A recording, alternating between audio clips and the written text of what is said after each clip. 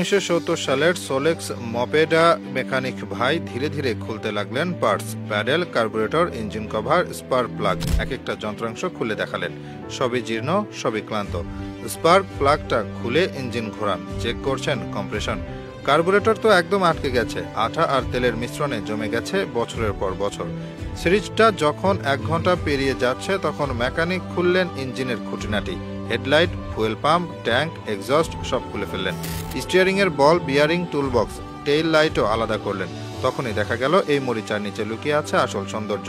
কালো বডির গায়ে সোনালি পিন স্ট্রাইপ, যেন পুরনো কোনো রাজকুমারের পোশাক। সব পার্টস আলাদা করে এক জায়গায় রাখা হলো। শুরু হলো পরিচ্ছন্নতার যুদ্ধ। হাত দিয়ে ওয়্যার ব্রাশ দিয়ে, মিনি শাবল দিয়ে খুঁটিয়ে খুঁটিয়ে ময়লা তোলা হলো। এরপর স্যান্ড ব্লাস্টিং।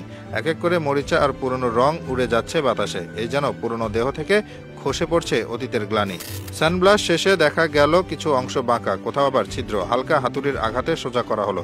ধারালো প্রান্ত ঘষে মসৃণ ছিদ্রে কাউন্টার সিঙ্ক। এরপর আসলো সেই রং, একটা হালকা নীল রঙের পাউডার কোটিং, যেন সময়কে থামিয়ে দিয়ে একটা নতুন অধ্যায় শুরু হলো। উপরে দেওয়া হলো ক্লিয়ার কোট, চকমকে টেকসই। এরপর চোখ গেল ইঞ্জিনের দিকে। সিলিন্ডার, ক্র্যাঙ্কশ্যাফট, হাউজিং, পিস্টন সব খুলে দেখা হচ্ছে।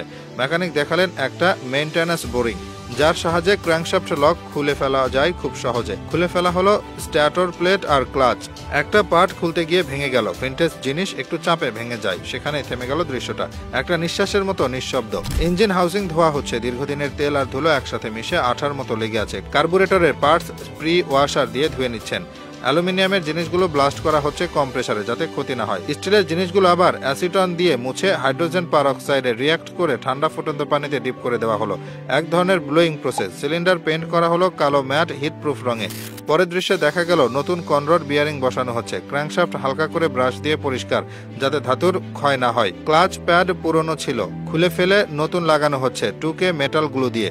ডিগস্প্রেশন ভালভ ঠিক করা হচ্ছে পেস্ট দিয়ে গ্রাইন্ড করে। এবার শুরু হলো ইঞ্জিন রিঅ্যাসেম্বলি। নতুন বিয়ারিং হিট করা হচ্ছে, আর সেই গরম বিয়ারিং এর মধ্যে ঠান্ডা ক্র্যাঙ্ক ঢুকিয়ে দেওয়া হলো। নতুন সিলিং রিং হিট করে বসানো হচ্ছে বিয়ারিং সিট। ল্যাথে বসানো হলো একেবারে নতুন শাফট, সেটাকে নিকেল প্লেটিং করে বসানো হলো। ফ্রেমের জন্য নতুন সাইলেন্ট ব্লক আর মাউন্টিং লাগানো হচ্ছে। ইলেকট্রিক পার্টগুলো এখন বসানো হচ্ছে। নতুন ignition contact, capacitor, light coil. Timing set করা হচ্ছে মাল্টিমিটার দিয়ে, একদম নিখুঁতভাবে। নতুন পিস্টন রিং লাগানো হলো। সিলিন্ডার বসানোর সময় হিট প্রুফ সিলিকন। নতুন গ্যাসকেট আর 12 নিউটন মিটার টর্কে বোল্ট লাগানো হলো। সবশেষে ইঞ্জিন চেক করা হলো। কম্প্রেশন 6 বার, মানে 87 PSI, একদম পারফেক্ট। নতুন স্পার্ক প্লাগ, ফুয়েল পাম্পের নতুন অংশ, কার্বুরেটর রিঅ্যাসেম্বল। ইঞ্জিন চালানো হলো, চললো এবং বের হলো 0.8 হর্স পাওয়ার। এমন পুরনো ইঞ্জিন থেকে এর চেয়ে ভালো কিছু আশা করা যায় না। এখানে একটা পুরনো সোলেক্স মপেড, বহু বছর ধরে ধুলোবালি আর মরিচায় পড়েছিল। কেউ ওটার দিকে তাকাতো না, কেউ ভাবতো না এই রিক্ত লোহার খাঁচাটাও একদিন দৌড়াবে আগের মতো। কিন্তু একজন মানুষ ঠিক করেছিল ওকে আবার জীবন্ত করবে। পুরো যাত্রাটা শুরু হয় সেই পুরনো জংধরা ফুয়েল ট্যাঙ্ক আর ইঞ্জিন হাউজিং দিয়ে। আগে যেগুলো ছিল ক্ষয়ে যাওয়া আর ছেঁড়া প্লাস্টিকের একটা দলা, সেগুলোকে প্রথমে পরিষ্কার করে সানব্লাস্টিং করা হয়। এরপর কাগজের ছাঁচ তৈরি করে একেবারে মাপ মতো নতুন প্লাস্টিকের অংশ কাটা হয় লেজার দিয়ে, আর সেই অংশটা চেপে বসানো হয় পুরনো শরীরের গায়ে গরম প্লাস্টিক দিয়ে ওয়েল্ডিং করে, যেন এক নতুন হৃদয় গেঁথে দেওয়া হলো তার ভাঙা বুকে। এরপর শুরু হয় গঠন মেরামতের আরেকটি অধ্যায়। ওয়েল্ডিং এর পিনগুলো খুলে ফেলা হয়, ফাঁকগুলো পূরণ করা হয় 2K গ্লু দিয়ে। খুঁটিনাটি মসৃণ করতে স্যান্ডপেপার দিয়ে ঘষা চলে অনেকক্ষণ। এরপর আসে ফাইবার গ্লাস পুটির পালা। এই পুটিটাই হলো তার ত্বকের নতুন রং। ধাপে ধাপে পুটি দেওয়া, শুকানো, আবার ঘষা, আবার পুটি, যেন ধৈর্যের এক কঠিন পরীক্ষা। সব শেষে যখন রঙের পালা আসে তখন plastic, primer, high build primer সবকিছু দিয়ে একটা পাকা বেস তৈরি হয়। তারপর দেওয়া হয় RAL 9005 কালো রঙের বেস কোট, মজবুত গভীর এক কালো। তারপর 2টি লেয়ারে ক্লিয়ার কোট। প্লাস্টিক অংশগুলো তখন ঝকমকে করে, যেন বলছে আমি ফিরে এসেছি। এবার নজর পড়ে ক্রোম অংশগুলোর দিকে। পেছনের আলো, হেডলাইট, চাকা, সেগুলো খুলে ফেলা হয় একে একে। পুরনো বিয়ারিং খুলে নেওয়া হয়। রিম থেকে টায়ার পর্যন্ত কেটে বাদ দেওয়া হয়। রিমের স্পোকগুলো ছিল বাঁকা, ভাঙ্গা, নষ্ট। সব চড়িয়ে নতুন জীবন দেওয়ার প্রস্তুতি চলে। সেগুলোকে স্যান্ডব্লাস্টিং করে প্রস্তুত করা হয়। এবার শুরু হয় ক্রোম রিমুভালের রাসায়নিক অধ্যায়।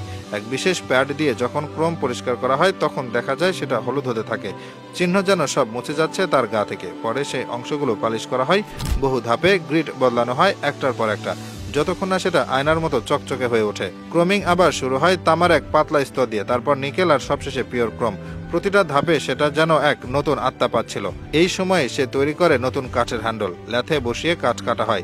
গ্রিপের জন্য খাঁজ কাটা হয় একদম পরিমিতভাবে। হাতল তৈরি শেষ হতেই ভিডিওতে দর্শকদের জন্য চমক। একটি প্রতিযোগিতা ঘোষণা করা হয়। পুরনো স্পার্ক প্লাগ আর ব্রেক প্যাডের কাস্টম ডিসপ্লে বানানো হয়, যাতে দর্শকরা কমেন্ট করে জিতে নিতে পারে সেই স্মারকগুলো। ফ্যালকন A1 লেজার কাটার দিয়ে বানানো হয় কাঠের স্ট্যান্ড, তাতে কাটা হয় ডিজাইন, খোদাই হয় লেখা। সবই তখন প্রস্তুত। এবার শুরু হয় সেই মুহূর্ত, পুনরায় একত্রিত হওয়ার। নতুন স্ক্রু আর লকনাট দিয়ে ফ্রেম জোড়া লাগানো হয়। পুরনো বোল্ট আর শ্যাফট পালিশ করে আবার বসানো হয়।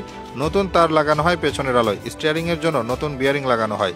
চাকার রিমে নতুন স্পোক দিয়ে গাঁথা হয় পরম যত্নে। এরপর একদম নিখুঁতভাবে ট্রু করা হয়।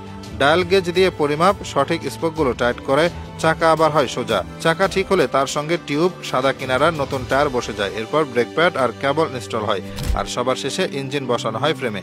এই মুহূর্তটাই মেকানিকরা বলে দ্য ম্যারিজ। পরের ধাপে বসানো হয় থ্রটল। স্যাডেল পরিষ্কার করে বসানো হয় নতুন স্প্রিং প্রোটেকশনের সঙ্গে। ছোট ছোট জিনিস যেমন toolbox, spark plug, brush, horn all set. পুরনো ফুটরেস্ট ভেঙে গিয়েছিল, তাই নতুন কাঠের ফুটরেস্ট বানানো হয়। ফ্যালকন 2 প্রো লেজার দিয়ে এতে খোদাই করা হয় মিস্টার পাতিনা আর তারিখ। এমনকি একখানা কাঠের কফি ক্যারিও বেঁধে দেওয়া হয় রিয়ার র্যাকে, একটা পুরনো আমেজ যোগ করার জন্য। সবশেষে সেই কাঙ্ক্ষিত মুহূর্ত, ইঞ্জিনে পেট্রোল ঢালা হয় 1:30 অনুপাতে। আর মফস্বলের রাস্তা ধরে সেই সোলেক্স আবার ছুটে চলে, প্রথমে সাইকেল মোডে, তারপর বিস্ট মোডে। হেডলাইট জ্বলে, হাওয়ার মতো দৌড়ায়। মিটার বলছে 30 থেকে 35 কিলোমিটার প্রতি ঘন্টা।